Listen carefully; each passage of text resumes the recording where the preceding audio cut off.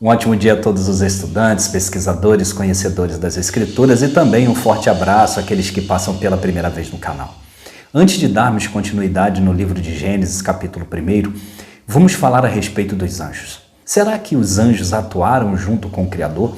Será que os anjos teve funções específicas? Falaremos sobre isso, mas antes eu te peço que, se você não se inscreveu no canal, que se inscreva, ative o sininho das notificações, dê o seu joinha, que é muito importante. Nos siga no Instagram, deixe ali a sua pergunta no direct. Eu me chamo Rony Leal, roda a vinheta.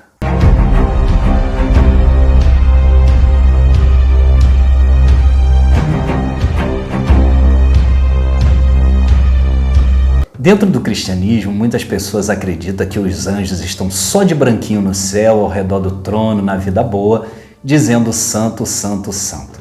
Mas será que realmente anjo só serve para isso? Será que o Criador, segundo a Bíblia, fez os seus anjos só para ficar sobre isso? Hoje nós vamos falar a respeito de alguns anjos que existem no Novo Testamento. Vamos usar simplesmente o livro de Apocalipse para isso, para que você possa entender como que os anjos atuaram na criação do mundo. E para isso vamos para o livro de Apocalipse, capítulo 1, versículo também 1, que diz assim: Revelação de Jesus Cristo que Deus lhe deu para mostrar aos seus servos as coisas que em breve devem acontecer e que ele, enviando por intermédio do seu anjo, notificou ao seu servo João.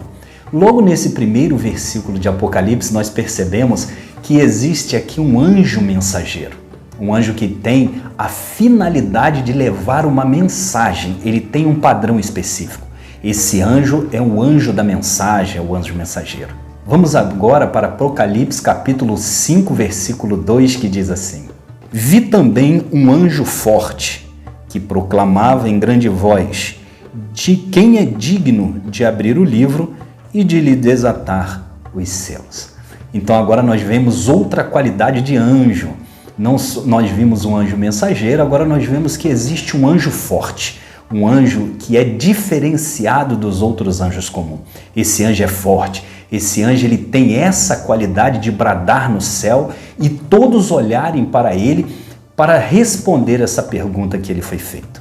Então, logo de cara, nós já vimos que existe o anjo mensageiro e o anjo forte. Qual outro tipo de anjo que existe?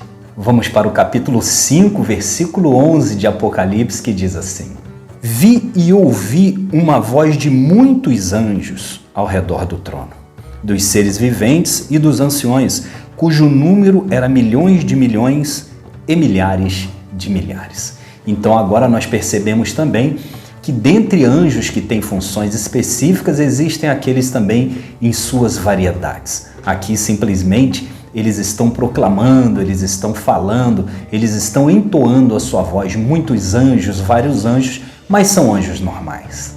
Vamos para o capítulo 7, versículo 1 de Apocalipse, que diz assim: Depois disso vi 4 anjos em pé nos 4 cantos da terra, conservando seguro os 4 ventos da terra, para que nenhum vento soprasse sobre a terra, nem sobre o mar, nem sobre árvore alguma.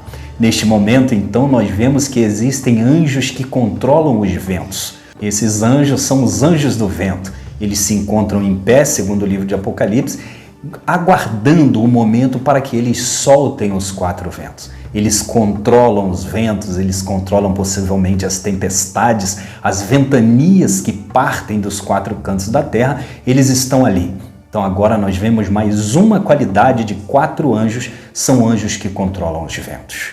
Apocalipse capítulo 7, versículo 2 diz assim: Vi outro anjo que subia do nascente do sol, tendo o selo do Deus vivo, e clamou em grande voz aos 4 anjos, aqueles dos quais fora dado fazer dano à terra. Então agora nós vemos um outro anjo, e esse anjo é um anjo líder. É um anjo que ele lidera, ele tem um poder de chefiar os outros anjos.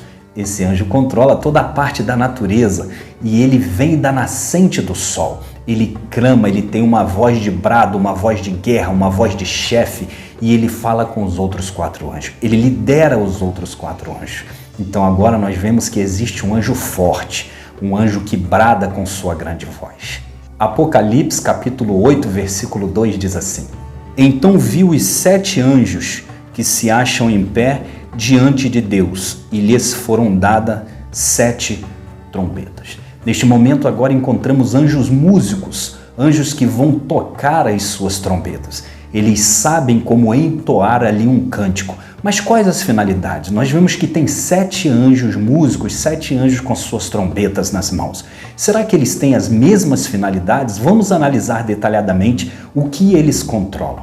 O primeiro, o segundo e o terceiro anjo são os anjos que controlam o fogo. O quarto anjo é o que controla a escuridão. O anjo que autoriza a abertura de portas, de caminhos. O sexto anjo é o anjo da autorização, que solta 4 anjos da destruição. E o sétimo anjo é um anjo da vitória. Então encontramos agora no Apocalipse anjos do fogo, anjos de escuridão, anjos de autorização, anjos que abrem portas, anjos que destroem e anjos que dão vitória às pessoas. Eu quero que você preste bastante atenção, porque quando nós entrarmos naquela tendência sobre os anjos da construção da terra, para que você não fique perdido. Estamos quase terminando de ler alguns versículos só de Apocalipse, e agora qual outro tipo de anjo vai vir? Apocalipse capítulo 8, versículo 3, ele diz assim: Vi outro anjo e ficou em pé junto ao altar com um incensário de ouro, e foi-lhe dado muito incenso para oferecer-os com as orações de todos os santos sobre o altar de ouro, que se acha diante do trono. Então agora, Apocalipse fala que existe um anjo sacerdote, aquele que tem a função de estar em pé diante do trono e ali apresentar os incensos. Esse anjo ele está ligado diretamente ao altar e à santidade do Criador, segundo o livro do Apocalipse. Apocalipse 9, versículo 11, ele diz assim: E tinha sobre eles como rei o anjo do abismo, que o nome em hebraico é Abaddon e em grego Apolion. Então agora existe também o anjo do abismo. E só vamos ver somente mais um anjo. Apocalipse capítulo 10, versículo 9 diz assim: Fui, pois, ao anjo, dizendo-lhe que me desse o livrinho.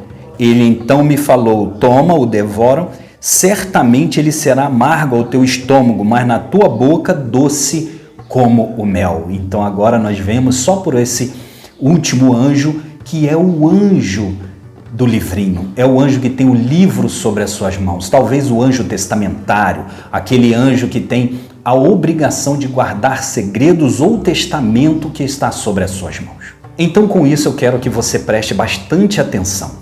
Os anjos são definidos na Bíblia por nomes.